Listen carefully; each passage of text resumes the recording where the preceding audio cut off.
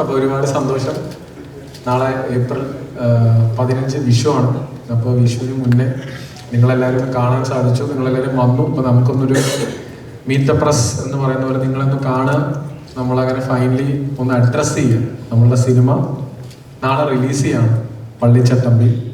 എനിക്ക് തോന്നുന്നു നമ്മൾ ഏപ്രിൽ 9 നമ്മൾ പ്ലാൻ ചെയ്തു, പിന്നെ ഇലക്ഷൻ കാരണം 10 മാറ്റി, പിന്നീട് സെൻസർ ഇലക്ഷൻ കാരണം തന്നെ നമുക്ക് അവിടെ നിന്ന് മാറ്റി 15 എത്തേണ്ട വന്നു.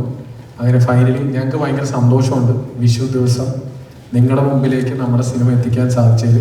നിങ്ങൾ ട്രെയിലറും പാട്ടും ഇതെല്ലാം കണ്ടുവെന്ന് എനിക്ക് തോന്നുന്നു. ഒരുപാട് സന്തോഷം. മാക്സിമം സപ്പോർട്ടാണ്. ഇപ്പോൾ നമ്മൾ ബുക്കിങ്സ് ഇന്നലെ സ്റ്റാർട്ട് ചെയ്തു, നല്ല റെസ്പോൺസ് ഉണ്ട്. ഒരുപാട് സന്തോഷമുണ്ട് നിങ്ങളുടെ മുമ്പിലേക്ക് നമ്മുടെ സിനിമ എത്തിച്ചതിൽ. അങ്ങനെ നാളെ ഞങ്ങളുടെ പള്ളിച്ചട്ടമ്പി നിങ്ങളുടെ പള്ളിച്ചട്ടമ്പി ആവുകയാണ്, നമ്മുടെ പള്ളിച്ചട്ടമ്പിയാണ്. അപ്പോൾ എന്തായാലും വിഷു ദിവസം പൊളിക്കാനായിട്ട് നമ്മൾ എത്തി. ഇതാണ് ഒന്ന് അഡ്രസ്സ് ചെയ്യുക, നിങ്ങളുടെ അടുത്തൊന്ന് പങ്കിടുക ഞങ്ങളുടെ സന്തോഷം. ഇതാണ് നമ്മൾ ഉദ്ദേശിച്ചത്.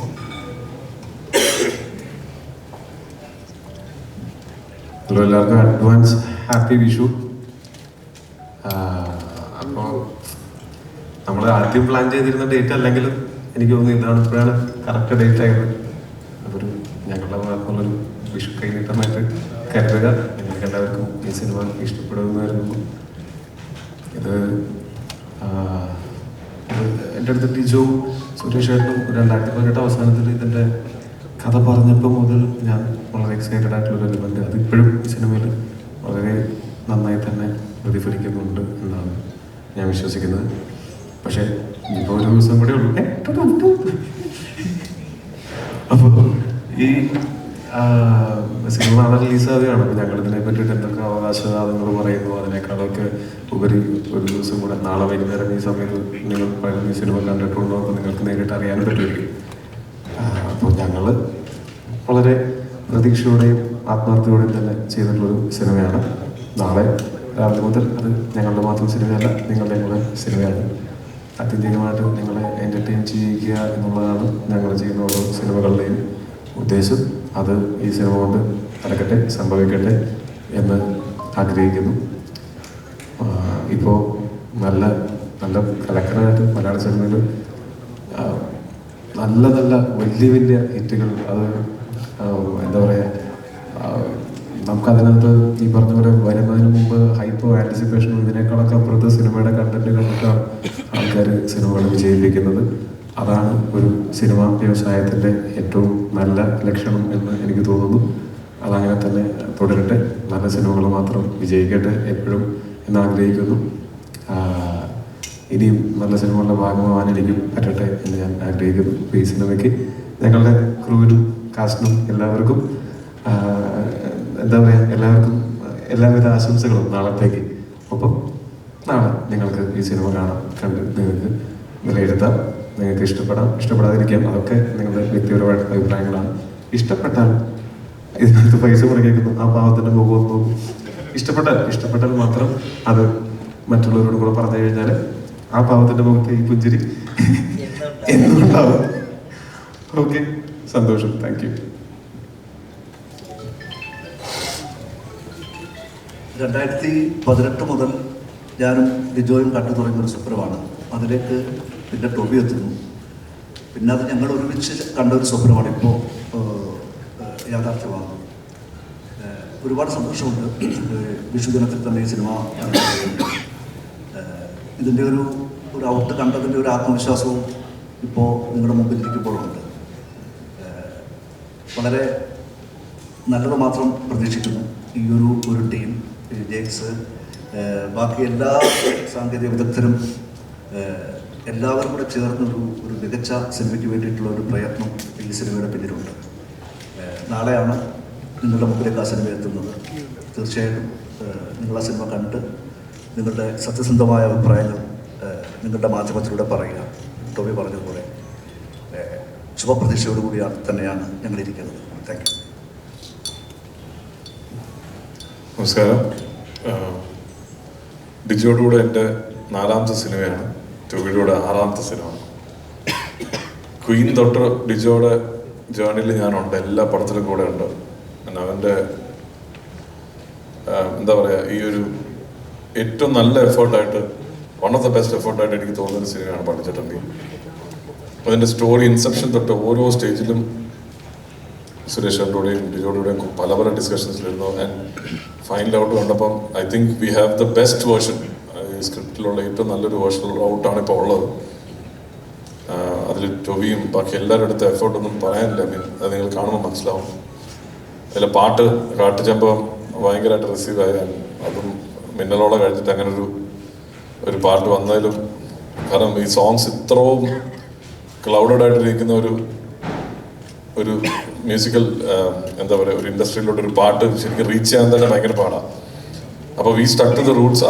ആ കാലഘട്ടത്തിനും ആ സിനിമയ്ക്കും ആവശ്യമായ ലിറിക്സും ഈണമൊക്കെ ഒത്തു വന്നു. ആൻഡ് ടൊവിയോട് എന്തോ ഒരു കൈൻഡ് ഓഫ് ഒരു സിങ്കും മാജിക്കും ഉണ്ട്. Because all the songs have been working. And എന്താ പറയുക, എല്ലാവരെയും പോലെ ഞാനും വളരെ ആകാംക്ഷയോടെ കാത്തിരിക്കുന്നു. വിഷുവിന് നിങ്ങൾക്ക് എൻജോയ് ചെയ്യാൻ പറ്റുന്നൊരു സിനിമയായി മാറട്ടെ. Thank you. ഇതുവരെയും സംസാരിച്ചവരൊക്കെ ഈ സിനിമയുടെ ആദ്യത്തെ ചിന്ത മുതൽ നാളെ പ്രേക്ഷകരിലേക്ക് എത്തുന്ന അവസാനത്തെ വെർഷൻ വരെ അതിൻ്റെ കൂടെ സഞ്ചരിച്ചവരാണ്. അഭിനേതാവെന്നുള്ള നിലയിൽ ഇതിൻ്റെ ഷൂട്ടിംഗ് സമയത്ത് അതിലേക്ക് ഇന്നാവുകയും ഡബ്ബിങ്ങോടുകൂടി ഇനിയും നിങ്ങളെപ്പോലെ തന്നെ ഒരു പ്രേക്ഷകനായിട്ടിരിക്കുകയും ചെയ്യുന്ന ഒരാളാണ് ഞാൻ. ഈ സിനിമയെപ്പറ്റി എൻ്റെ ഏറ്റവും വലിയ സന്തോഷം എന്താണെന്ന് വെച്ചാൽ, ഇതിൽ ഞാൻ ആദ്യമായിട്ടാണ് ഡിജോയുടെ കൂടെ വർക്ക് ചെയ്യുന്നത്, ആദ്യമായിട്ടാണ് ടൊവിയുടെ കൂടെ വർക്ക് ചെയ്യുന്നത്.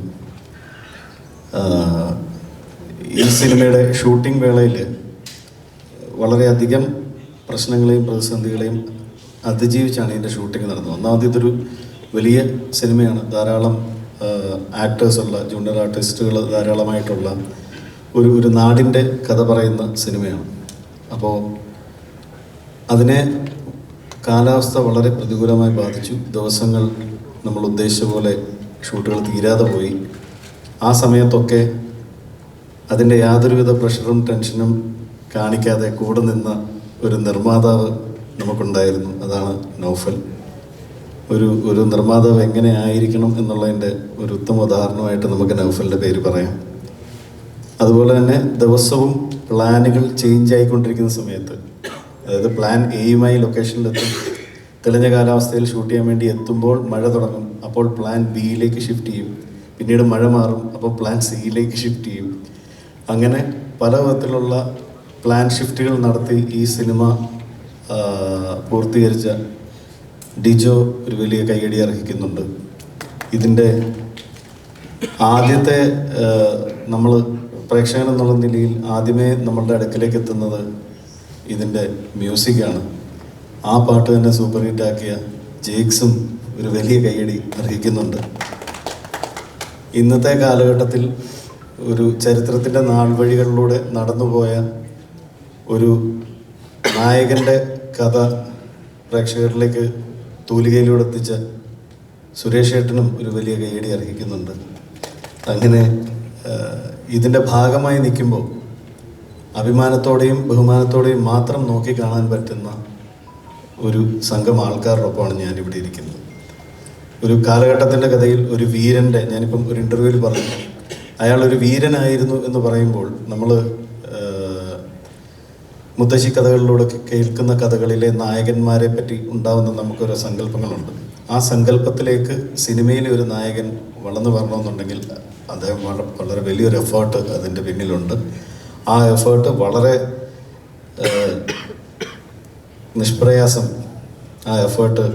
നിഷ്പ്രയാസം നമുക്ക് കാണുമ്പോൾ തോന്നുന്നു അതിൻ്റെ വലിയൊരു എഫേർട്ട് കാണും. പക്ഷേ Tovi was up to it. അത്ര മനോഹരമായിട്ടാണ് ആ കാലഘട്ടത്തിലെ ആ പരിപാടികളൊക്കെ ചെയ്ത്. ഇനിയും ഏതാനും മണിക്കൂറുകൾ മാത്രമേ ഉള്ളൂ നമുക്ക് തിയേറ്ററിൽ അത് കാണാൻ. അതുകൊണ്ട് സ്പോയിലറുകളിലേക്ക് കടക്കുന്നില്ല. നാളത്തെ ദിവസം ഈ വിഷു ദിനത്തിൽ എല്ലാവർക്കും ഒരു ഗംഭീര കൈനീട്ടമാവട്ടെ പള്ളിച്ചട്ടമ്പി എന്നാഗ്രഹിച്ചും പ്രാർത്ഥിച്ചും കൊണ്ട് നിർത്തുന്നു. Thank you. ഇനിയിപ്പോൾ ലാസ്റ്റില്ല, എനിക്ക് തോന്നുന്നു ഞങ്ങളുടെ ഈ സിനിമയുടെ കൊച്ചു മുതലാളി, അതായത് പ്രൊഡ്യൂസർ എന്ന് പറയുന്ന വേൾഡ് വൈഡ് ഫിലിംസ് ആണ്. എനിക്കൊന്ന് 2 വർഷം മുന്നേ ഞങ്ങൾ സംസാരിച്ച് തുടങ്ങിയതാണ് പള്ളിച്ചട്ടമ്പിയിലേക്ക് ഞങ്ങൾ വരുന്നത്. അപ്പോൾ ബ്രിജേഷ് ഉണ്ടായിരുന്നു, നൗഫൽ ഉണ്ടായിരുന്നു. അത് കഴിഞ്ഞ് യാത്ര തുടരുമ്പോൾ ട്രിപ്പിൾ സി ബ്രദേഴ്സ് വന്ന് ചേർന്നു. അങ്ങനെ ഇവർ രണ്ടുപേരും കൂടെ ഒരുമിച്ച് ആണ് ശരിക്കും പറഞ്ഞാൽ ഈ സിനിമയുടെ യാത്രയിൽ ഷൂട്ടിംഗ് സെറ്റ് മുതൽ ഇന്ന് ഈ മൊമെൻ്റ് വരെ ഞങ്ങളുടെ ഒപ്പം യാത്ര ചെയ്യണം. സാധാരണ പ്രൊഡ്യൂസർമാരൊക്കെ ചിലർ സെറ്റിൽ വരില്ല എന്ന് പറയും, ചിലർ വരില്ലേ എന്ന് നമ്മൾ പ്രതീക്ഷിക്കും. എന്നാൽ ഇദ്ദേഹം ശരിക്കും പറഞ്ഞാൽ ഞങ്ങളുടെ സെറ്റിലുള്ള എല്ലാവർക്കും ഭയങ്കര പോസിറ്റിവിറ്റി തന്നൊരു മനുഷ്യനാണ് നൗഫൽ, അല്ലേ പ്രശാന്ത്? നമ്മളൊക്കെ അന്നും ഓരോ ദിവസം വരുമ്പോഴത്തേക്കും ഞങ്ങൾ ഓരോ ബുദ്ധിമുട്ടിലൂടെ കടന്നു പോകുമ്പോഴും ഇദ്ദേഹവും വളരെ അത് കാണുമ്പോൾ വേദനയും വിഷമം ഉണ്ടെങ്കിലും ഉള്ളിൽ അതെല്ലാം ഒതുക്കി ഭയങ്കര സ്ട്രോങ് ആയിട്ട് നമുക്ക് പോസിറ്റിവിറ്റി സംസാരിച്ച ആളാണ്. നമ്മളുടെ ഓരോ മഴ വരുമ്പോഴത്തേക്കും ഞാനിനി അടുത്ത് എന്ത് ചെയ്യും എന്നിങ്ങനെ ആലോചിച്ചുകൊണ്ടിരിക്കുമ്പോൾ കുട്ടാച്ചിൽ നമുക്ക് സെറ്റ് ചെയ്യാം എന്നൊക്കെ പറഞ്ഞ് നമ്മളുടെ കൂടെ നിന്ന ഒരു സ്ട്രോങ് ബ്രദറാണ്. അപ്പോൾ നൗഫലിൻ്റെ അപ്പോൾ എനിക്ക് തോന്നുന്നു ഇതേപോലെ രണ്ടാമത്തെ ഒരുപാട് സിനിമകൾ ഡിസ്ട്രിബ്യൂട്ട് ചെയ്തിട്ടുണ്ട് നൗഫൽ വേൾഡ് വൈഡ് ഫിലിംസ് എന്ന രീതിയിൽ. അറൗണ്ട് 80 ഫിലിംസ് ചെയ്തതാണ്. അതിനുശേഷം പ്രൊഡക്ഷൻ്റെ സൈഡിൽ ഇത് ആദ്യത്തെ വെഞ്ചറാണ്. ടൊവിയായിട്ട് മരണമാസം ഇതിനു മുന്നേ ചെയ്തിരുന്നു. അതിനുശേഷം നമ്മുടെ സിനിമ ആണ് വരുന്നത്. സോ സ്വാഗതം മലയാളം ഫിലിം ഇൻഡസ്ട്രിയിലേക്ക് വന്ന് നമ്മളെ ഉഷാറാക്കി തന്ന പള്ളിച്ചട്ടമ്പി ഇതുവരെ എത്തിച്ചു വന്നതിന് ഒരുപാട് സന്തോഷം. പ്ലീസ് 2 വാക്ക്.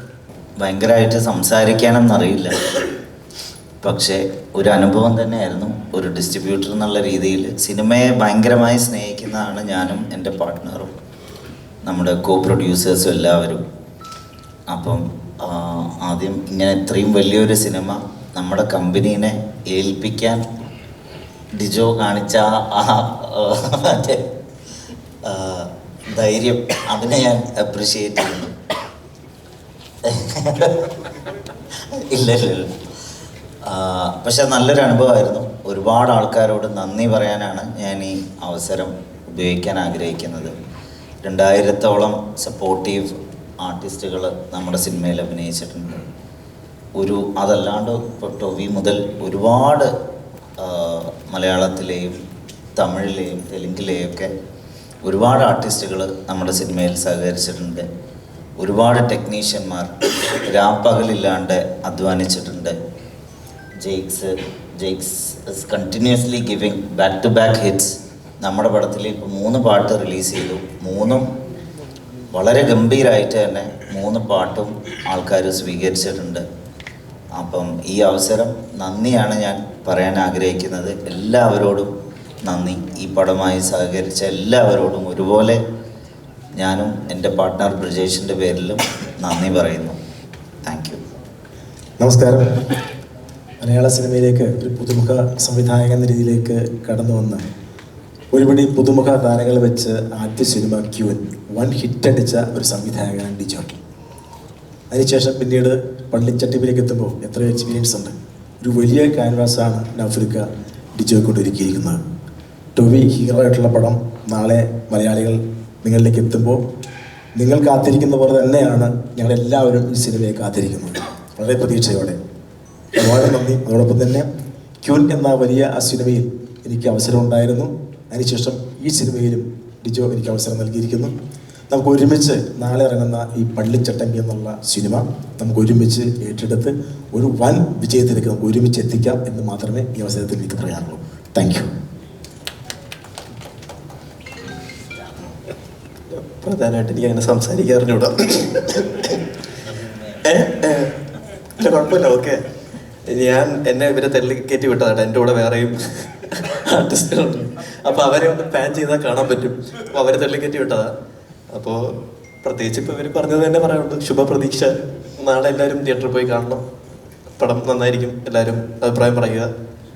പിന്നെ അവസരം തന്ന ഡിജോ ചേട്ടനും കൂടെ നിന്ന് ടോയ് ചേട്ടനും നൗഫലിക്കും എല്ലാവർക്കും ഓരോരുത്തരും പേരെടുത്ത് ഞാൻ പറയുന്നില്ലേ. അപ്പോൾ എല്ലാവർക്കും നന്ദി. പിന്നെ സപ്പോർട്ട് ചെയ്യുക. Thank you. ഇവിടെ നമ്മുടെ കൂടെ ഉണ്ടാകുന്ന ടെക്നിക്കൽ ടീം എന്ന് പറഞ്ഞാൽ പ്രത്യേകിച്ച് എടുത്തു പറയേണ്ടത് നമ്മുടെ സിനിമാറ്റോഗ്രാഫർ ടിജോ ടോമി. ടിജോ കൂടെ ഉണ്ടായിരുന്നതാണ്. ഇപ്പം നിങ്ങൾ കണ്ട പാട്ടുകളുടെയും അത്രയും ഗംഭീരമായിട്ട് വിഷ്വൽ ഒരുക്കിയത് ടിജോ ആണ്. അവൻ എത്തിച്ചേരാൻ പറ്റിയില്ല. അപ്പോൾ ടിജോ ആണ് ഇതിൻ്റെ സിനിമാറ്റോഗ്രാഫി മൊത്തത്തിൽ ഈ സിനിമ ത്രൂ ഔട്ട് നമ്മുടെ കൂടെ നിന്ന ടിജോനെ വരാൻ പറ്റിയില്ല. അവനെ ഓർക്കാണ്. നാളെയെങ്കിലും എത്തിച്ചേരുമെന്ന് പ്രതീക്ഷിക്കുന്നു. പിന്നെ എഡിറ്ററും കളറിസ്റ്റും ശ്രീജിത്ത് സാരംഗാണ്. ഒരുപാട് സിനിമകൾ മുന്നേ നിങ്ങൾക്ക് അറിയാവുന്നതാണ്. ഇപ്പോൾ ജനഗണമന തൊട്ട് ഒരുപാട് സിനിമകളിൽ എഡിറ്ററാണ്. അപ്പോൾ അദ്ദേഹത്തിനും വരാൻ സാധിച്ചില്ല. നമ്മുടെ പടത്തിൻ്റെ എഡിറ്ററും കളറിസ്റ്റും അദ്ദേഹമാണ്. പിന്നെ നമ്മുടെ സിനിമയിൽ ഈ പറയുന്ന പോലെ ഫൈറ്റ് സന്തോഷ്, ആക്ഷൻ സന്തോഷാണ് ഫൈറ്റിനൊക്കെ ചെയ്തിരിക്കുന്നത്. കൊറിയോഗ്രാഫർ ഉണ്ടായിരുന്നു ഷെരീഫ്. പിന്നെ കൈതും ഷൂട്ടിലായതുകൊണ്ട് കൈതുവിന് വരാൻ സാധിച്ചില്ല. അങ്ങനെ ഒരുപാട് ആർട്ടിസ്റ്റുകളും ഈ പറഞ്ഞ പോലെ കുറേ ടെക്നീഷ്യൻസും ഉണ്ട്. കോസ്റ്റ്യൂം നമ്മുടെ മഞ്ജുഷയാണ് ചെയ്തത്. ആർട്ട് പ്രത്യേകം എടുത്തു പറയണം, ദിലീപ് നാഥാണ്. അദ്ദേഹം പിന്നെ ഒരു വേദിയിലും വരാൻ ആഗ്രഹിക്കാറുമില്ല, അദ്ദേഹത്തെ കിട്ടാറുമില്ല. അപ്പോൾ അദ്ദേഹം ആണ് നമ്മുടെ സിനിമയുടെ ആർട്ട് മൊത്തത്തിൽ പ്രോജക്റ്റ് ഡിസൈനറായിട്ട് വർക്ക് ചെയ്തത്. പിന്നെ മേക്കപ്പ് റഷീദൊക്കെയാണ്. അപ്പോൾ അങ്ങനെ ഒരുപാട് നല്ല ടെക്നീഷ്യൻസും എല്ലാം നിങ്ങൾക്ക് വേണ്ടി നമ്മുടെ ഈ സിനിമയിൽ ഒരുപാട് നന്നായിട്ട് പ്രവർത്തിച്ചിട്ടുണ്ട്. നാളെ ഇനിയിപ്പോൾ അധികം സമയമില്ല, മണിക്കൂറുകൾ മാത്രം പള്ളിച്ചട്ടം നിങ്ങളുടെ മുമ്പിലാണ്. അപ്പോൾ നിങ്ങൾ കാണാം, എൻജോയ് ചെയ്യാം നാളെ. യെസ്. പുറത്തേക്കുള്ള കുറേ ആക്ടേഴ്സിന് ഈ ഫിസിക്കൽ ട്രാൻസ്ഫോർമേഷൻ അവർ ചെയ്തിട്ട് അതൊരു വല്ലാത്തൊരു ഹൈ ആയി അവർക്ക് അവരുടെ ശരീരത്തിനെ ഇങ്ങനെ ട്രാൻസ്ഫോം ചെയ്ത് കാണിക്കുന്ന ഒരു വല്ലാത്ത ലഹരിയാവുന്ന അവസ്ഥകളുണ്ടായിട്ടുണ്ട്. ഇപ്പോൾ ഡീൻ ഡെലോവിസ് എടുത്താലും ക്രിസ്ത്യൻ ബെയിലിനൊക്കെ തന്നെ ഈ ശരീരം ഇങ്ങനെ മാറ്റി മാറ്റി ഓരോ സിനിമയിലും പരീക്ഷിക്കുന്നുണ്ടല്ലോ. ഇത് എത്രമാത്രം ഇതിന് വല്ലാത്തൊരു പെയിനും ഉണ്ടല്ലോ ഇതിൻ്റെ പിറകിൽ. ഇത് ആസ്വദിക്കുന്നുണ്ടോ ശരിക്കും ഓരോ സമയത്തും? അയ്യോ, അത് ആസ്വദിക്കുന്നില്ല, റിസൾട്ട് മാത്രമേ ആസ്വദിക്കുന്നുള്ളൂ. പ്രോസസ്സ് അത്രയ്ക്ക് ആസ്വദികരമല്ല. പക്ഷെ ഞാനത് സിനിമയ്ക്കനുസരിച്ച്, ഓരോ സിനിമയ്ക്കും അനുസരിച്ച് നമ്മൾ ഈ പറയുന്ന പോലെ പറ്റുന്ന പോലെയൊക്കെ ചെയ്യുക എന്നുള്ളേ ഉള്ളൂ. അങ്ങനെ ഒരു ബ്രേക്ക് എടുത്ത് കുറേ കാലം ബ്രേക്ക് എടുത്ത് അങ്ങനെ ചെയ്യാനായിട്ടുള്ള സാഹചര്യം പലപ്പോഴും കിട്ടാറില്ല നമ്മൾ കമ്മിറ്റ് ചെയ്തിട്ടുള്ള സിനിമകളും ഒക്കെ ആയിട്ട്. അപ്പോൾ ഒരു സിനിമയ്ക്ക് വേണ്ടിയിട്ട് പ്രിപ്പറേഷൻസ് അതിൻ്റെ മുമ്പത്തെ സിനിമയുടെ സമയത്ത് തന്നെ തുടങ്ങും. അതിപ്പോൾ ഫിസിക്കൽ ട്രാൻസ്ഫോർമേഷൻ ആണെങ്കിലും അതല്ലാതെ വേറെ എന്തെങ്കിലും കാര്യങ്ങൾ ട്രെയിൻ ചെയ്യണമെങ്കിലും ഒക്കെ ആ പ്രോസസ്സ് എപ്പോഴും ബുദ്ധിമുട്ട് തന്നെയാണ്. അങ്ങനെ എനിക്കങ്ങനെ ഭയങ്കരമായിട്ട് ആസ്വദിച്ച് ചെയ്യുന്നതല്ല ആ പ്രോസസ്സ്. കാര്യം എന്ന് വെച്ചാൽ എനിക്ക് ഭക്ഷണം ഭയങ്കര ഇഷ്ടമുള്ള ആളാണ്. ഭക്ഷണം പലപ്പോഴും ഈ പടത്തിന് കുഴപ്പമുണ്ടായിരുന്നില്ല. പക്ഷെ അതും നമുക്ക് ഇഷ്ടമുള്ള അങ്ങനെ മധുരമോ അങ്ങനത്തെ കാര്യങ്ങളല്ല കൂടുതൽ ഇതിനകത്ത് കഴിക്കാനും പറ്റും. അപ്പോൾ നമ്മൾ ഒരു അൺഹെൽത്തി ആയിട്ടുള്ള ഒരു ബൾക്കിങ് ഞാൻ ചെയ്യാറില്ല. അത് ചുമരുണ്ടെങ്കിലേ ചിത്രം വരയ്ക്കാൻ പറ്റുള്ളൂ എന്നുള്ള കാരണം കൊണ്ട്. അപ്പോൾ എന്ത് ചെയ്യുകയാണെങ്കിൽ അത് ഹെൽത്തി ആയിട്ട് ചെയ്യണം എന്നാണ്. എന്ത് ട്രാൻസ്ഫോർമേഷൻ ചെയ്യുകയാണെങ്കിലും ഹെൽത്തി ആയിട്ട് നാച്ചുറലായിട്ട് മാത്രം ചെയ്യുക എന്നുള്ളതാണ് എൻ്റെ ഒരു ആഗ്രഹം. അങ്ങനെ തന്നെയാണ് ഞാൻ ചെയ്യാറുള്ളത്. അപ്പോൾ അത് കുറച്ച് ബുദ്ധിമുട്ടുണ്ട് അതിന്. പക്ഷെ ആ ബുദ്ധിമുട്ട് കഴിഞ്ഞിട്ട് അതിൻ്റെ ഒരു റിസൾട്ട് വരുന്ന സമയത്താണ് നമുക്ക് ആ ബുദ്ധിമുട്ടുകളെല്ലാം നമുക്ക് മറക്കാൻ പറ്റുക. അപ്പോൾ ഭക്ഷണത്തിൻ്റെ കാര്യത്തിലാണെങ്കിലും പിന്നെ എനിക്ക് അങ്ങനെ ഭയങ്കര ശാരീരിക അധ്വാനം ചെയ്യാനായിട്ട് ഭയങ്കര ഇഷ്ടമുള്ള ആളല്ല. എന്ന് വെച്ച് കഴിഞ്ഞാൽ എൻ്റെ വളരെ ക്ലോസ് സർക്കിളിൽ എന്നെ ഏറ്റവും നന്നായിട്ട് അറിയാവുന്നവർക്ക് അറിയാം. അപ്പോൾ പുറത്ത് ആൾക്കാരെങ്ങനെ വിചാരിക്കണമെന്ന് എനിക്കറിയില്ല. അപ്പോൾ എനിക്ക് നടക്കാനും ഓടാനും ഇരിക്കാനും നിൽക്കാനും ഒക്കെ ഉള്ളതിനേക്കാളും ഇഷ്ടം കിടക്കാനാണ്. അത്രയും മടിയുള്ള ആളാണ് ഞാൻ. പക്ഷെ ഇതിപ്പോൾ ഇഷ്ടപ്പെട്ട കാര്യങ്ങൾക്ക് വേണ്ടിയിട്ട് നമുക്ക് എഫേർട്ട് എടുക്കാനായിട്ടൊരു മോട്ടിവേഷൻ വരുമല്ലോ. ആ ഒരു മോട്ടിവേഷനിലാണ് ഞാൻ ഇങ്ങനെയുള്ള കാര്യങ്ങളൊക്കെ ചെയ്യുന്നത്. പിന്നെ ഇപ്പം ഇത് ചെയ്ത് നമുക്കിതിന് ഇപ്പം എല്ലാ ദിവസവും രാവിലെ ജിമ്മിൽ പോകാനായിട്ട് ട്രെയിനർ വിളിക്കുമ്പോൾ എത്ര ദിവസം ഒഴിവൊഴിവ് പറയും. ഇപ്പം എൻ്റെ ഇല്ല, സ്റ്റോക്കില്ല പറയാനുള്ള ഒഴിവൊഴിവൊന്നും. പിന്നെ പുള്ളി ഭയങ്കര അണ്ടർസ്റ്റാൻഡിങ് ആണ്. ഇപ്പോൾ ഭയങ്കര നൈറ്റ് ഷൂട്ടും ഞാൻ തളർന്നിരിക്കുകയൊക്കെ ആണെങ്കിൽ കുറച്ച് നേരം കൂടെ ഉറങ്ങിക്കോ, ഇന്ന് വർക്കൗട്ട് ഇല്ലെങ്കിലും കുഴപ്പമില്ല, ഉറക്കമാണ് വർക്കൗട്ടിനേക്കാൾ ഇമ്പോർട്ടൻ്റ് എന്ന് പറയുന്ന അങ്ങനത്തെ ഒരു ട്രെയിനറും കൂടിയാണ് എനിക്കുള്ളത്. അപ്പോൾ ഇപ്പോഴത്തെ ഒരു ജീവിതശൈലിയുടെ ഭാഗമായിട്ട് ഈ ഭക്ഷണവും വ്യായാമവും ഒക്കെ മാറിയിട്ടുണ്ട്. സിനിമയിൽ വന്നിട്ട് ഇപ്പോൾ ഈ കണ്ട നാളുകൾക്കിടയിൽ ആ പ്രോസസ്സ് എന്ന് പറഞ്ഞാൽ അതിൻ്റെ വെച്ചാൽ മസിൽ സോർനെസ്സും പിന്നെ നമ്മൾ ഇഷ്ടപ്പെട്ട ഭക്ഷണം വേണ്ടെന്ന് വെക്കുന്ന സമയത്ത് നമുക്കുണ്ടാവുന്ന ബുദ്ധിമുട്ടുകളും നിങ്ങൾക്കൊക്കെ ഉണ്ടാവുന്ന പോലെ എനിക്കും നന്നായിട്ട് ഉണ്ടാവുന്നുണ്ട്. അത് അത്രയ്ക്ക് എൻജോയ് ചെയ്യാൻ പറ്റുന്ന സാധനമല്ല. അപ്പോൾ റിസൾട്ട് മുന്നേ കണ്ടിട്ട് അതാണ് നമ്മുടെ മോട്ടിവേഷൻ. പിന്നെ എന്തെങ്കിലും കാര്യം ചെയ്യുമ്പോൾ എല്ലാവരും ചെയ്യുന്നുണ്ട്, അവരിൽ നിന്ന് എന്ത് മാറ്റം എനിക്ക് ഞാൻ ചെയ്യുന്ന കാര്യങ്ങളും ചെയ്യാൻ പറ്റും എന്നുള്ളൊരു ചിന്തയിൽ നിന്നാണ് ആ ഒരു 1 extra mile നമ്മൾ സ്വയം പുഷ് ചെയ്ത് ചെയ്യുന്നത്. സംബന്ധിച്ചിടത്തോളം ഈ സിനിമ നടക്കുന്ന കാലഘട്ടം ഒരു 75 വർഷങ്ങളെങ്കിലും പിറകിലാണല്ലോ.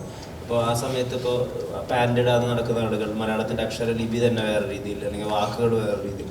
അപ്പം മാത്രമല്ല ഇതിനകത്ത് ഒരു ഗുരുവും കൂടിയാണ്, ഒരു മാസ്റ്ററും കൂടിയാണല്ലോ. അപ്പം നമുക്കറിയാത്തൊരു കാലഘട്ടത്തിന് വേണ്ടി ഇപ്പോൾ ഓത് ബാക്കപ്പ് ഒക്കെ നന്നായിട്ട് എടുത്ത ആക്ടറുണ്ട്. ശ്രീ മമ്മൂക്കയൊക്കെ അതിൻ്റെ എക്സാമ്പിളാണ്. അദ്ദേഹം ഈ പടക്കം വീരകഥ ചെയ്യുമ്പോൾ ആ ഡയലോഗ്സ് MT സാറിനെ കൊണ്ട് തന്നെ നറേറ്റ് ചെയ്യിപ്പിച്ച് CD-യിലാക്കി കാറിൽ പ്ലേ ചെയ്തുകൊണ്ടാണ് അദ്ദേഹം ഇത്രയും ഗംഭീരമായ ഡയലോഗുകൾ പറയുന്നത്. അപ്പോൾ ഇതൊരു ഇന്റേണൽ പ്രോസസ്സ് കൂടിയുണ്ടല്ലോ. അത് എത്രമാത്രം അക്കാഡമിക്കായിട്ട് സമീപിക്കാൻ പറ്റുന്നുണ്ട്? ഈ സിനിമയുടെ ഇത് പൂർണ്ണമായിട്ടും ഞാൻ എല്ലാ സിനിമകൾക്കും അങ്ങനെ തന്നെ ചെയ്യാറ്. ഞാൻ ഭയങ്കരമായിട്ട് ഡയറക്ടറിനെയും റൈറ്ററിനെയൊക്കെ ഡിപ്പെൻഡ് ചെയ്യുന്ന ഒരാളാണ്. നമ്മൾ വീട്ടിൽ നിന്ന് പ്രിപ്പയർ ചെയ്ത് വന്നിട്ട് അത് തന്നെ ആവണം ഇവരുടെ മനസ്സിൽ എന്നില്ലല്ലോ. അപ്പോൾ നമ്മുടെ പ്രിപ്പറേഷന് ഇവരുടെ സഹായം ഭയങ്കരമായിട്ട് ആവശ്യമുണ്ട്. അപ്പോൾ സ്ക്രിപ്റ്റ് എഴുതുന്ന സമയത്ത് തന്നെ അത്യാവശ്യം നല്ല റിസർച്ച് ചെയ്തിട്ട് തന്നെയാണ് സുരേഷ് ഏട്ടൻ അത് ചെയ്തിട്ടുള്ളത്. പിന്നെ 1950-60 നടക്കുന്നു എന്ന് പറയുന്നുണ്ടെങ്കിലും ഈ സിനിമ ഇറങ്ങുന്നത് 2026 കാരണം കൊണ്ട് പലതും നമ്മൾ അതേപോലെ തന്നെ ഫോളോ ചെയ്ത് കഴിഞ്ഞാൽ കാണുമ്പോൾ അതൊരു കല്ലുകടി ഉണ്ടാവും. പ്രത്യേകിച്ച് ഈ സമയത്ത് ആളുകൾ അതല്ല പ്രതീക്ഷിക്കുന്നത്. അപ്പോൾ ഇപ്പോഴത്തെ ആൾക്കാർക്കും അപ്പീലിംഗ് ആവുന്ന, എന്നാൽ ഇപ്പോഴത്തെ കാലത്ത് പല വാക്കുകളും നമുക്ക് ഉപയോഗിക്കാൻ പറ്റില്ല. അപ്പോൾ അങ്ങനെ ഡയലോഗ് വരുമ്പോൾ എന്തെങ്കിലും സംശയം തോന്നിയാൽ തന്നെ ഉടനെ തന്നെ സുരേഷ് ഏട്ടൻ്റെ അടുത്താണ്. കാര്യം കൂട്ടത്തിൽ പ്രായമുള്ള ആൾ പുള്ളി ആയത് കാരണമുണ്ട് ഇങ്ങനെ പഴയ വാക്കുകളെ പറ്റി ഞങ്ങളെക്കാൾ ധാരണ അദ്ദേഹത്തിനുണ്ടാവും എന്നുള്ളതുകൊണ്ടും മാത്രമല്ല പുള്ളി നല്ല വായനയും റിസർച്ചും ഒക്കെ ചെയ്തിട്ടുള്ള ആളാണ് എന്നുള്ളത് കൊണ്ടും അങ്ങനെയുള്ള വാക്കുകൾ പരമാവധി വരാതിരിക്കാനായിട്ട് നമ്മൾ ശ്രമിച്ചിട്ടുണ്ട്. എന്നാൽ നമ്മൾ ഈ 50s തന്നെ സംസാര രീതി നമ്മൾ ഇതിൽ ഉപയോഗിക്കാൻ ശ്രമിച്ചാൽ എന്തുണ്ടാവുമെന്ന് വെച്ചാൽ നമുക്ക് ഈ 75 വർഷത്തിൻ്റെ മാറ്റം എന്ന് പറഞ്ഞാൽ അതിഭയങ്കരമായിട്ടുള്ളൊരു മാറ്റമാണ്. ഭയങ്കരമായിട്ട് നാടകീയമായിട്ടൊക്കെ തോന്നിയേക്കാം ആ വാക്കുകൾ തന്നെ. ഇപ്പോൾ എനിക്ക് ഒരു പഴയ പുസ്തകത്തിൽ ഞാൻ വായിച്ചാൽ നമ്മളിപ്പോൾ വളരെയധികം എന്ന് പറയുന്നത് പണ്ട് വളരെ ധാരാളം എന്ന് പറയുന്നൊരു യൂസേജ് ഉണ്ടായിരുന്നു. അപ്പോൾ ആ യൂസേജ് ഇപ്പോൾ വരുന്ന സമയത്ത് ചിലപ്പോൾ പെട്ടെന്നൊന്നും, അപ്പോൾ ഇപ്പോഴത്തെ ആൾക്കാർക്കും അപ്പീലിംഗ് ആവുന്ന, എന്നാൽ ഇപ്പോഴത്തെ ആളുകൾ സംസാരിക്കുന്ന പോലെ അല്ലാതെ അപ്പോഴത്തെ ആളുകൾ സംസാരിക്കുന്നത് എന്ന് എല്ലാവർക്കും ഫീൽ ചെയ്യാവുന്ന രീതിയിൽ ചെയ്യുക എന്നുള്ളത് മാത്രമേ നമുക്ക് ചെയ്യാൻ പറ്റുള്ളൂ. അപ്പോൾ അങ്ങനെയുള്ളൊരു എഫേർട്ട് തീർച്ചയായിട്ടും ഇവരുടെ ഭാഗത്ത് നിന്ന് ഓൾറെഡി ഉണ്ടായിട്ടുണ്ട്. സിനിമ ഷൂട്ട് ചെയ്യുന്ന സമയത്തും ത്രൂ ഔട്ട് എന്തെങ്കിലും ഡയലോഗിൽ മാറ്റം വന്നാലും അപ്പോഴും നമ്മൾ അതിനകത്തുള്ള ഓരോ വാക്കും പുതിയ വാക്കുകളാവാതിരിക്കാനായിട്ട് ശ്രമിച്ചിട്ടുണ്ട്.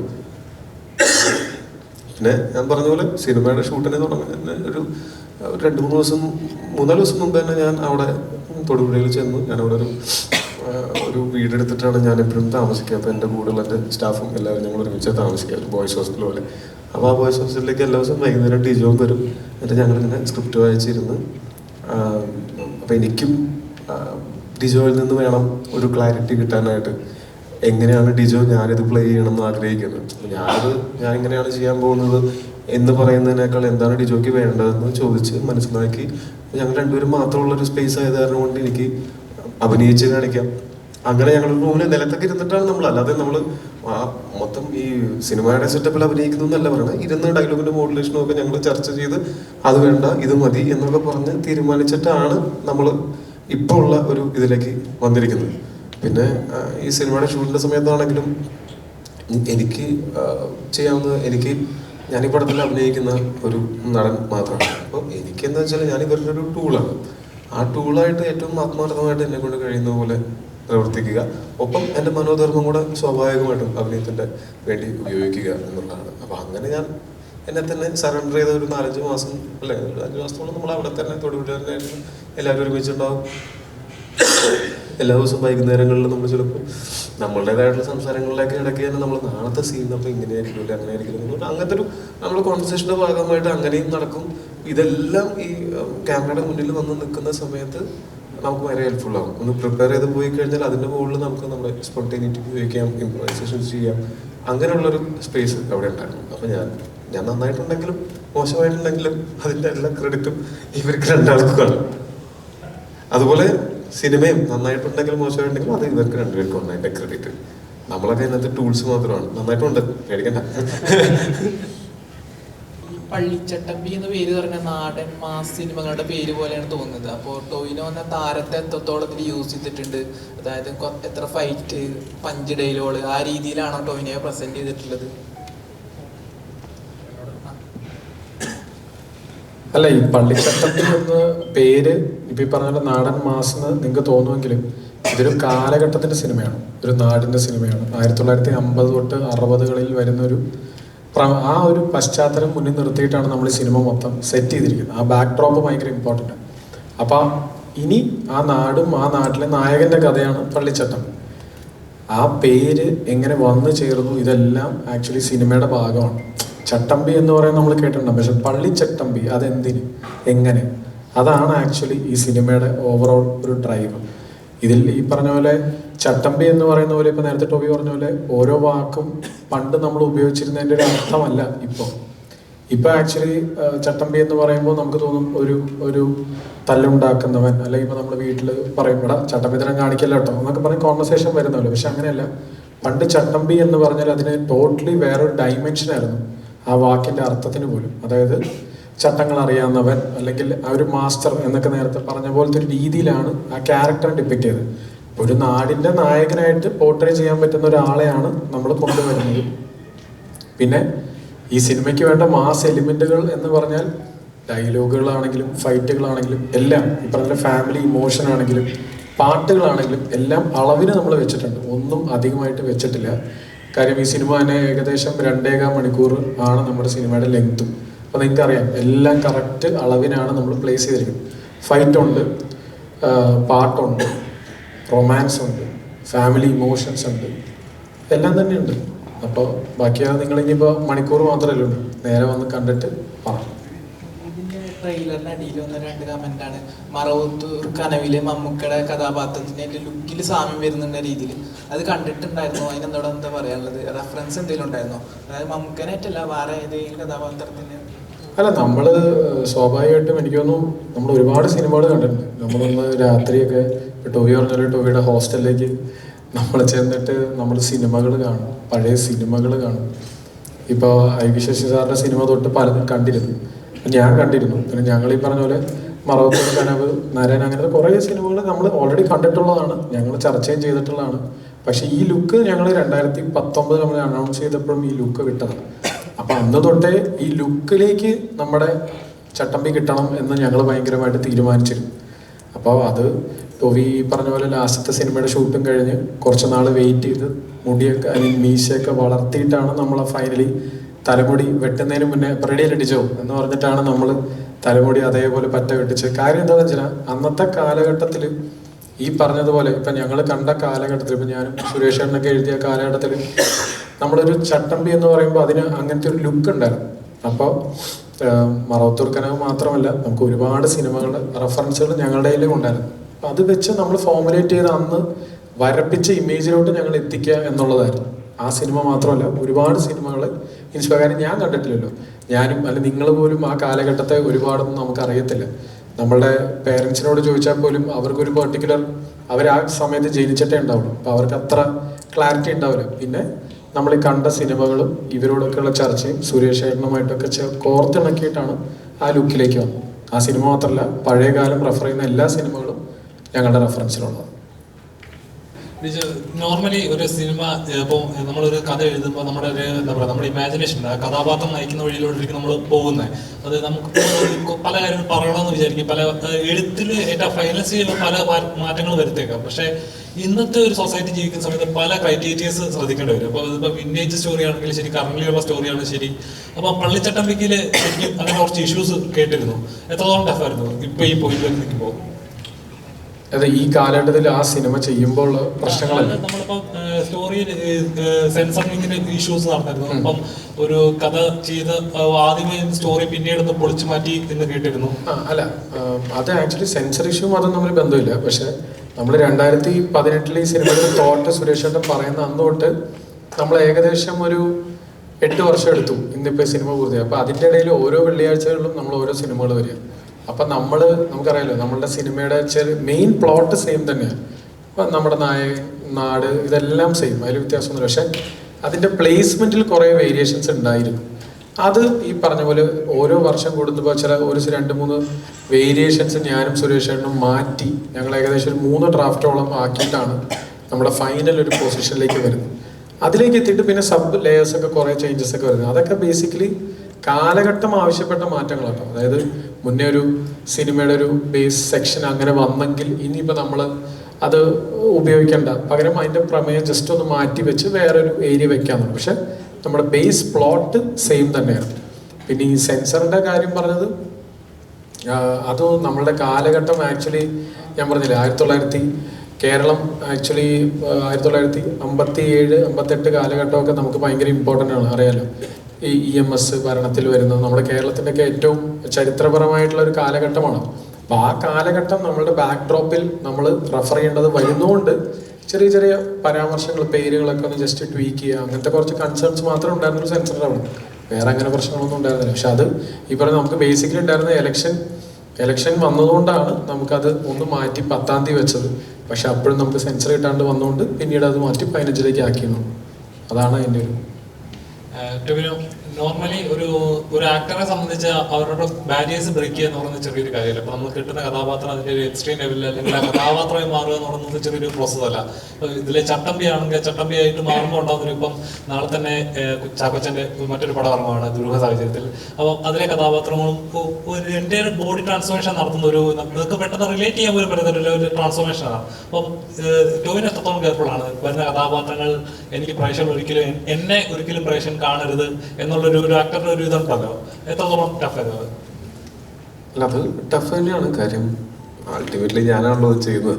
അപ്പോൾ എന്നെ അതിൽ കാണാനുള്ള, പരമാവധി ഞാനതിലില്ലെങ്കിൽ പോലും ഓൾറെഡി ഞാനാണത് ചെയ്യുന്നതെന്ന് നിങ്ങൾക്കൊക്കെ അറിയുകയും ചെയ്യാമല്ലോ. ഇത് ടോവിനോ ആണ് അത് എന്നുള്ള ഓൾറെഡി നിങ്ങൾക്ക് അറിയാം.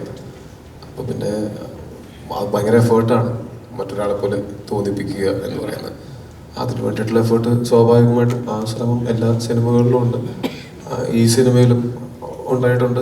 അതിൽ ആ എഫേർട്ടിന് നമ്മളെ ഹെൽപ്പ് ചെയ്യുന്നത് ഞാൻ നേരത്തെ പറഞ്ഞ പോലെ ഞാൻ ഭയങ്കരമായിട്ട് എന്നെ തന്നെ ഡയറക്ടർക്ക് സറണ്ടർ ചെയ്തിട്ട് ഞാൻ ഭയങ്കരമായിട്ട് ഡയറക്ടറിനെ ഡിപ്പെൻഡൻ്റ് ആയിട്ട് നിൽക്കുന്ന ഒരാളാണ്. അപ്പോൾ ഇത് ഞാൻ ഒറ്റയ്ക്ക് അല്ല ഇത് രൂപപ്പെടുത്തുന്നത് ക്യാരക്ടറിനെ. അപ്പോൾ രൂപപ്പെടുത്തുന്നതിന് മറ്റൊരാളുടെയും കൂടെ സഹായം വരുന്ന സമയത്ത് എൻ്റെ ബുദ്ധിയിലും എൻ്റെ ചിന്തയിലും ഞാൻ സൃഷ്ടിക്കുന്ന ഒരു കഥാപാത്രത്തിനേക്കാളും ഇതിൻ്റെ ആക്ച്വൽ സൃഷ്ടാക്കളായിട്ടുള്ള ഇതിൻ്റെ റൈറ്ററും സംവിധായകനും കൂടി എനിക്ക് ഇൻപുട്സ് തരുന്ന സമയത്ത് എൻ്റെ ആ ശ്രമത്തിന് കുറച്ചും കൂടെ സഹായകരമാണ്. അത് ആണ് ഞാൻ പരമാവധി ശ്രദ്ധിക്കുന്ന ഒരു കാര്യം. പിന്നെ അത് മാത്രമല്ല, അതല്ലാതെയും വരാനിരിക്കുന്ന സിനിമകളിൽ ഞാൻ ചെറുതും വലുതുമായിട്ടുള്ള വേഷങ്ങൾ ചെയ്തിട്ടുണ്ട്. അതിലെല്ലാം ഞാനത് അങ്ങനത്തെ ഒരു ബാരിയർ ബ്രേക്ക് ചെയ്യാനായിട്ട് ശ്രമിച്ചിട്ടുണ്ട്. നിങ്ങൾക്കും അതുപോലെ തന്നെ എന്താ പറയുക, എൻ്റെ അംശം എന്തായാലും അതിനകത്തുണ്ടാവും, അതില്ല എന്നല്ല ഞാൻ പറയണത്.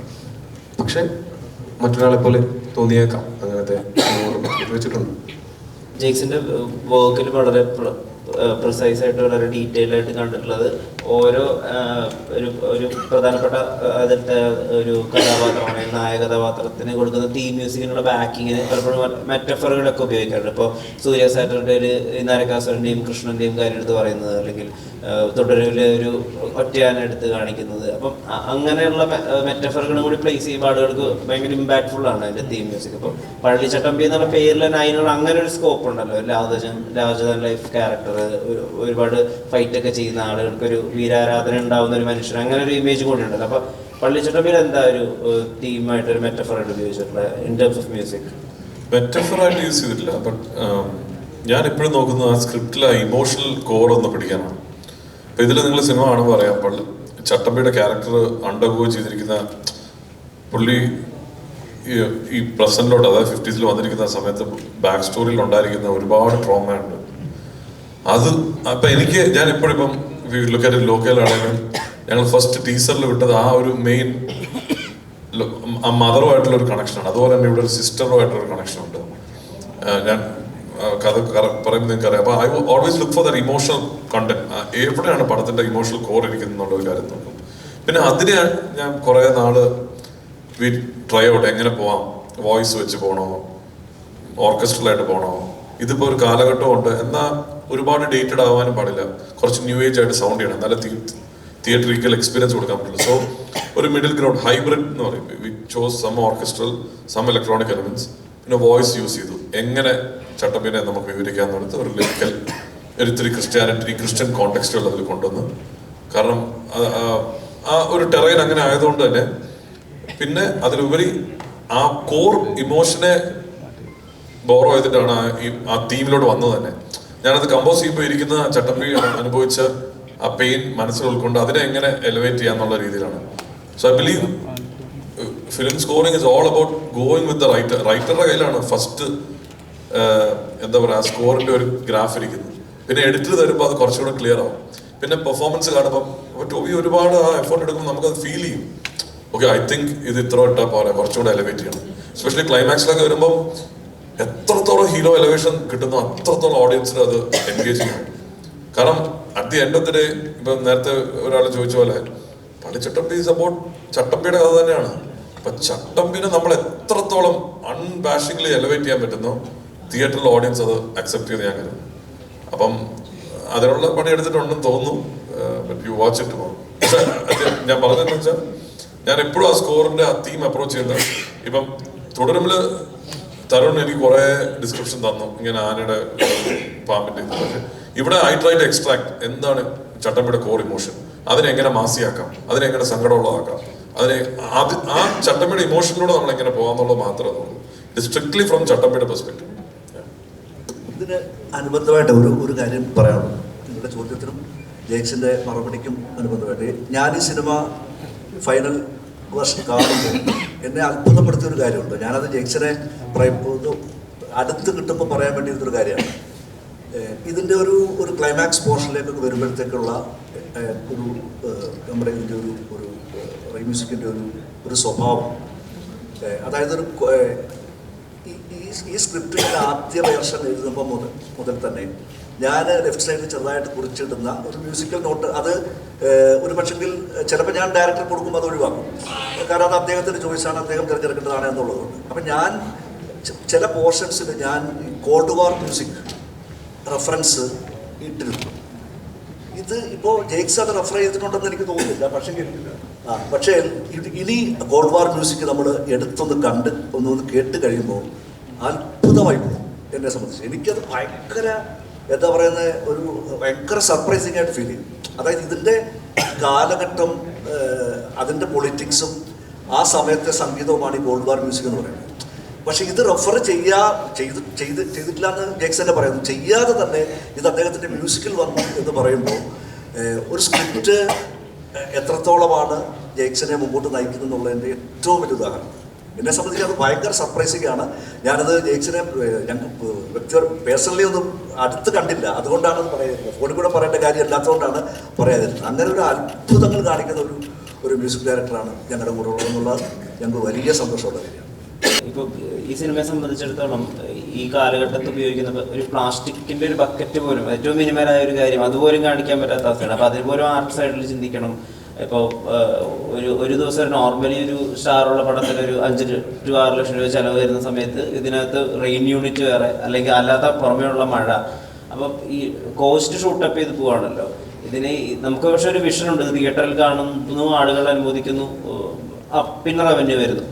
അതിനൊരു മാനസികമായിട്ട് കൂടി നമ്മൾ ഒരുങ്ങണമല്ലോ. അതിനെങ്ങനെ സാധിച്ചു?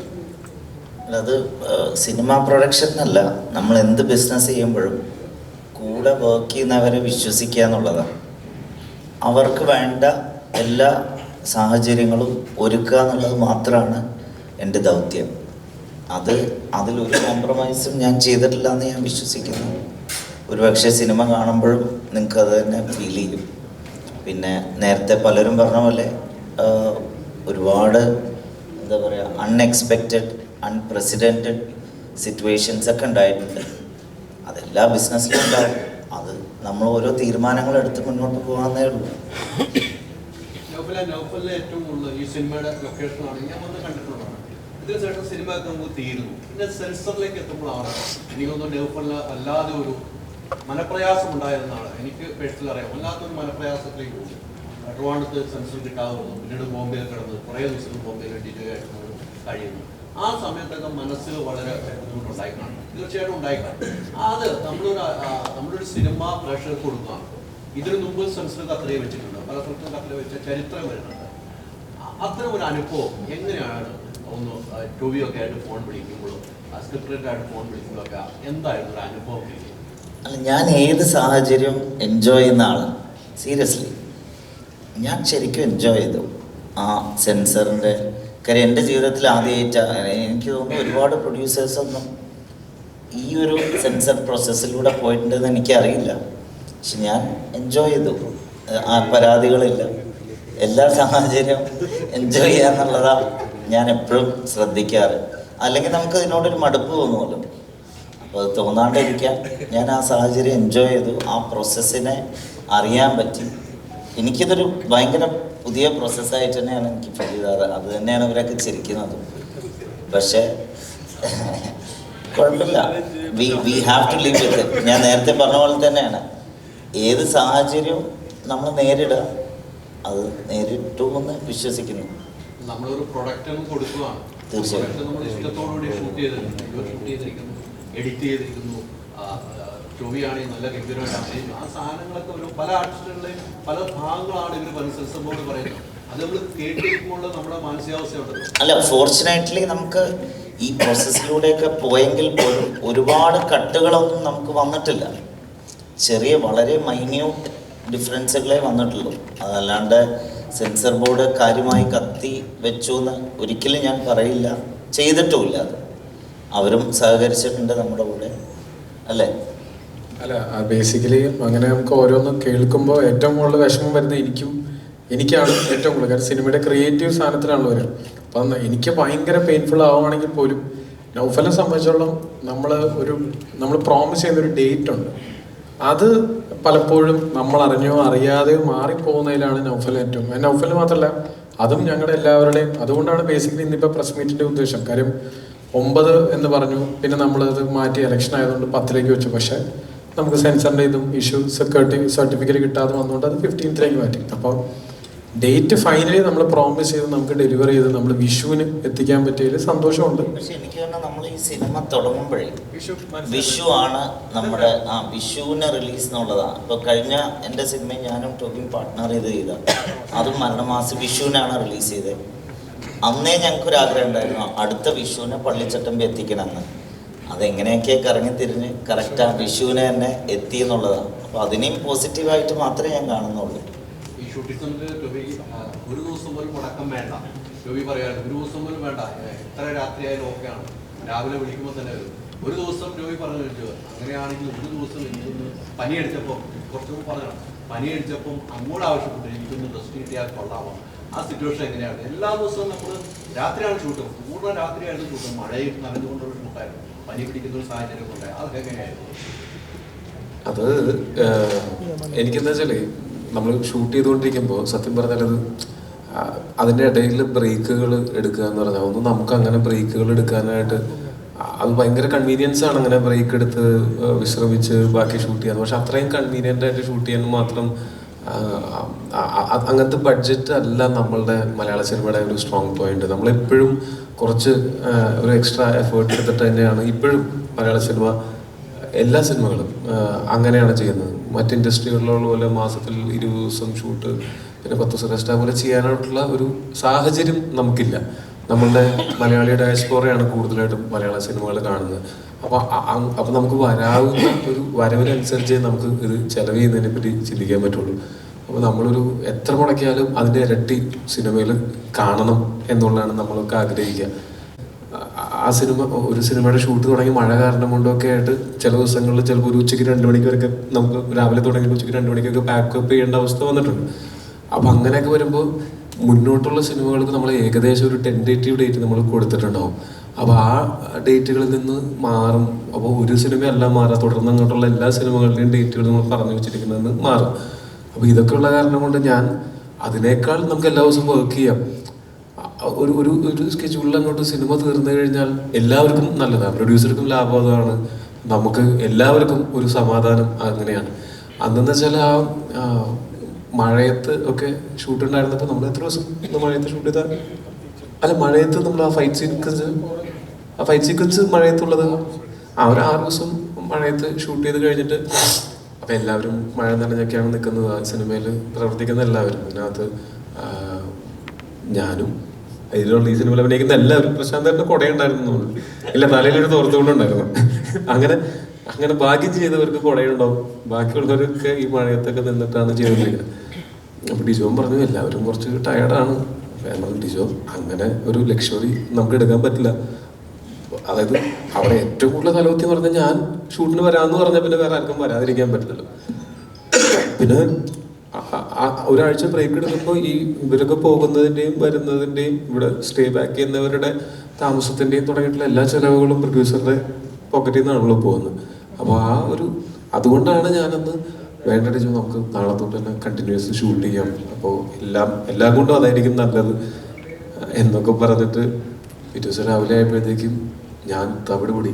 പണ്ടത്തെ ഒരു ചുമയും പനിയൊക്കെ വരുന്നതിനേക്കാൾ കൊറോണയൊക്കെ കഴിഞ്ഞതിന് ശേഷം വരുന്ന പനിയും ചുമയും, ഞാനങ്ങനെ നല്ല ജലദോഷവും പനിയൊക്കെ ഉള്ള സമയത്ത് ഞാൻ ലേറ്റ് നൈറ്റൊക്കെ ഷൂട്ട് ചെയ്തിട്ടുള്ള ആളാണ്. എനിക്കത് അന്നൊന്നും അതൊരു കുഴപ്പം തോന്നിയിട്ടില്ല. ഇതെന്ന് വെച്ചാൽ ചിലപ്പോൾ ഫൈറ്റ് ചെയ്തതിൻ്റെ ആയിരിക്കാം, അത്രയും നേരം തലനീരിറങ്ങിയതിൻ്റെ ആയിരിക്കാം, എൻ്റെ കഴുത്തുളുക്കി, ബാക്ക്, നടുവേദന, ഭയങ്കരമായിട്ടുള്ള ചുമ, ആൻറ്റിബയോട്ടിക് കഴിക്കേണ്ടി വന്ന ഒരു കോഴ്സ്, അങ്ങനെയൊന്നും സാധാരണ ഉണ്ടാവാറില്ല. ആ കോൺഫിഡൻസിൽ പറഞ്ഞതാണ്. പക്ഷെ രാവിലെ എഴുന്നേറ്റിട്ട് ഇന്നലെ എന്താ പറ്റിയത്, എന്നെ ലോറി ഇടിച്ചോ, എന്താ എനിക്ക് എണീക്കാൻ പറ്റാത്തത് എന്ന് ചിന്തിക്കുന്ന അത്രയും ടയർഡായിരുന്നു ഞാൻ. അപ്പോഴാണ് ഞാൻ ടീച്ചറിനെ വിളിച്ചിട്ട് ഇന്നലെ പറഞ്ഞ് ഞാൻ തിരിച്ചെടുത്തിരിക്കുന്നു, നിങ്ങൾ ഷൂട്ട് ചെയ്യാൻ പറ്റുമെങ്കിൽ ഷൂട്ട് ചെയ്തു. ഞാനൊരു 2 ദിവസം 3 ദിവസം റെസ്റ്റ് എടുത്തു. ഒരു 3-4 ദിവസത്തേക്ക് ഭയങ്കര ക്ഷീണവും ഒക്കെ ആയിരുന്നു. അതങ്ങനെ എപ്പോഴും സംഭവിക്കാറില്ല, ഇത് വല്ലപ്പോഴും സംഭവിക്കണതാണ്. അത് സാധാരണ പനി ആയിരുന്നില്ല, മറ്റേ കൊറോണയുടെ വല്ല വേരിയന്റും വന്ന് എൻ്റെ അഹങ്കാരത്തിന് എനിക്ക് തന്ന ശിക്ഷയായിരിക്കും. അഹങ്കാരമല്ല, അത് സതുദ്ദേശത്തോടുള്ളൊരു എന്തായിരുന്നു. എന്തോന്നാലും പനി ഉണ്ടെങ്കിലും ജലദോഷം ഉണ്ടെങ്കിലും നമ്മൾ ഷൂട്ട് ചെയ്യാൻ പറ്റുമോ, അത് അങ്ങനെ നമ്മൾ നോക്കണ്ട എന്നൊക്കെ വിചാരിച്ചിരിക്കും. അങ്ങനെ ഞാൻ ഷൂട്ട് ചെയ്തിട്ടുള്ള ഒരു കോൺഫിഡൻസിൽ അത് പറഞ്ഞത്. പക്ഷെ ഇതിൽ കുറച്ച് നമ്മൾ തകർന്നു പോയി. പക്ഷെ അത് കാരണം കൊണ്ട് ഇപ്പോൾ കുറച്ച് കെയർഫുൾ ആണ്. ഞാൻ വൈറ്റമിൻ സി ഒക്കെ കഴിക്കുന്നുണ്ട് ഇമ്മ്യൂണിറ്റി കൂട്ടാനുള്ള. 4 സിനിമകൾ ഒരുമിച്ച് ലിജോയായിട്ട് 4 സിനിമ ലിജോ ഇപ്പോൾ അവിടെ നിൽക്കും. അങ്ങനെ പറയാൻ ശരിയാവില്ല. ഞങ്ങൾ എപ്പോഴും അടികൂടും. സ്ക്രിപ്റ്റ് പറയുമ്പോൾ തന്നെ ഞാനാണ് എനിക്ക് ഏറ്റവും അടക്കുന്നത്. അപ്പൊ പിന്നെ അവൻ എന്നെ കൺവിൻസ് ചെയ്യും. പിന്നെ എല്ലാ കാര്യത്തിലും ആ ലിജോയ്ക്ക് ആ സ്ക്രിപ്റ്റിലുള്ള കോൺഫിഡൻസ് തന്നെ അവസാന റിസൾട്ടിൽ അൾട്ടിമേറ്റ്ലി എന്നെ സർപ്രൈസ് ചെയ്ത് തന്നെ ലിജോ ഫിനിഷ് ചെയ്യുമ്പോൾ ആ കൊള്ളാടാ എന്ന് പറയുന്നുണ്ട്. കാരണം ഞാൻ ഭയങ്കരമായിട്ട് ഓരോ പോയിന്റും എടുത്ത് പറയും ഒരു സ്ക്രിപ്റ്റ് കേൾക്കുമ്പോൾ തന്നെ ആ ഡിസ്കഷൻസിലൊക്കെ. പക്ഷെ ഡിജോയിലുള്ള ഒരു അഡ്വാൻറ്റേജ് എന്ന് വെച്ചാൽ ഒരു കോമൺ മാനായിട്ടുള്ള ഒരു കണക്ട്. സിനിമ എത്രത്തോളം സിമ്പിൾ ആയിരിക്കണം, how to connect and easily ആ സ്റ്റോറി കമ്മ്യൂണിക്കേറ്റ് ചെയ്യുന്നുള്ളതിൻ്റെ ഒരു വളരെ വ്യക്തമായ ക്ലാരിറ്റി കാണുന്നുണ്ട്.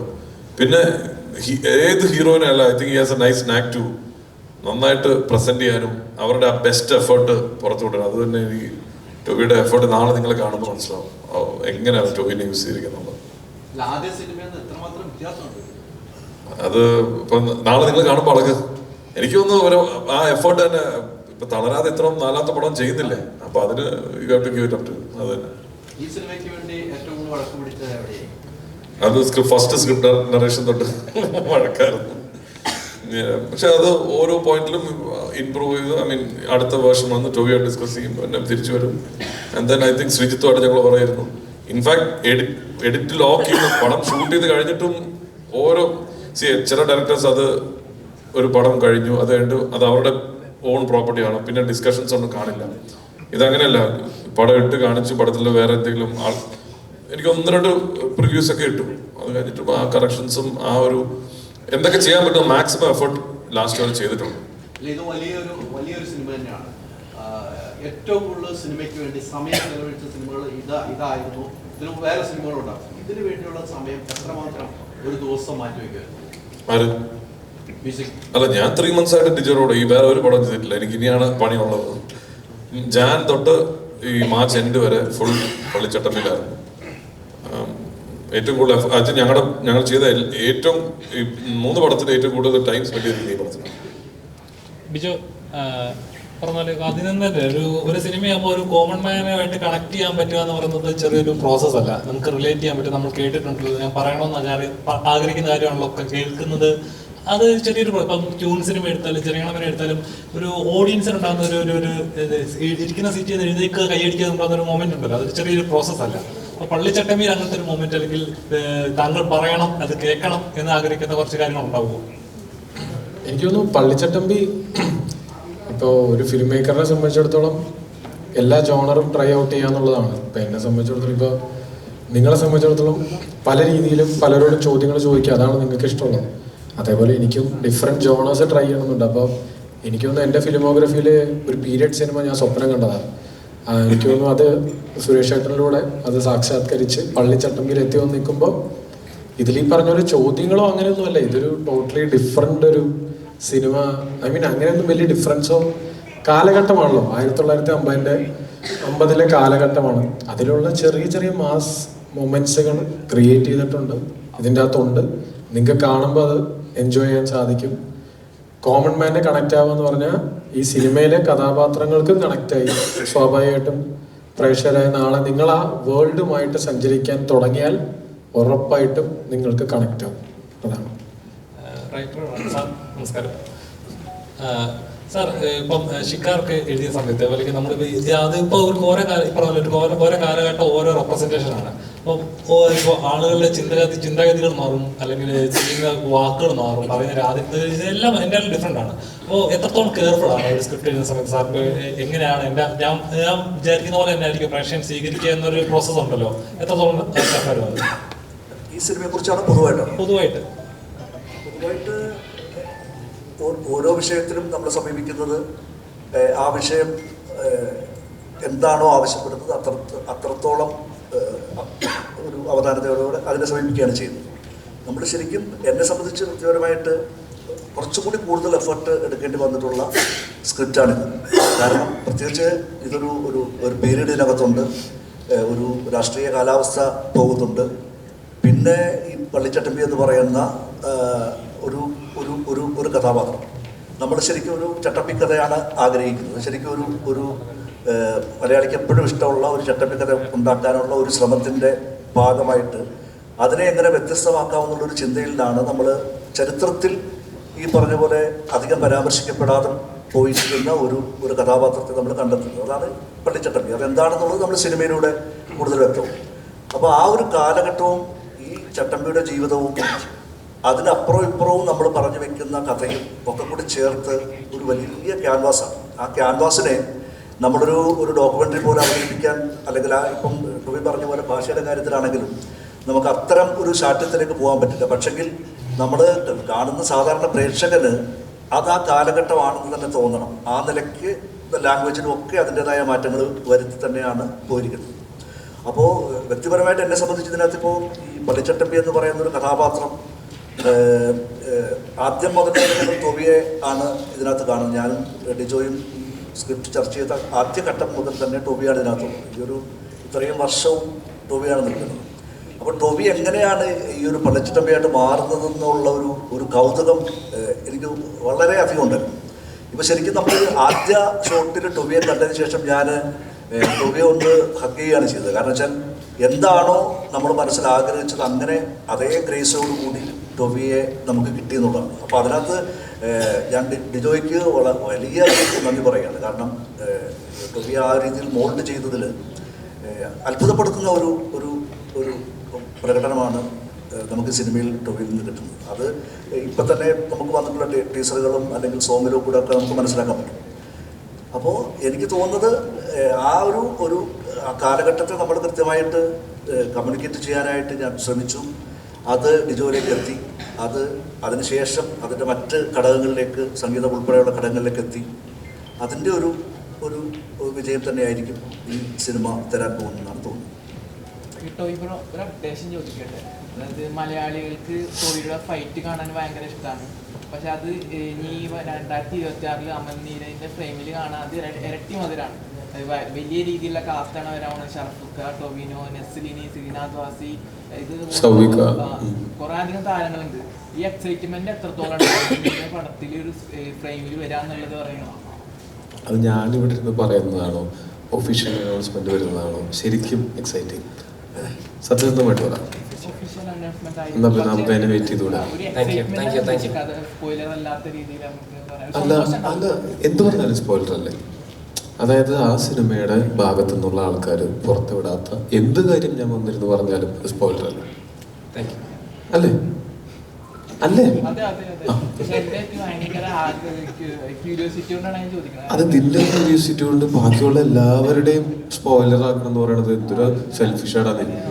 ഞാൻ ആവരുതട്ടോ ജീവിതത്തിൽ. കുറച്ചും കൂടെ ഒക്കെ മറ്റുള്ളവരോടെ കൺസിഡർ ചെയ്യണം ജീവിക്കുമ്പോൾ.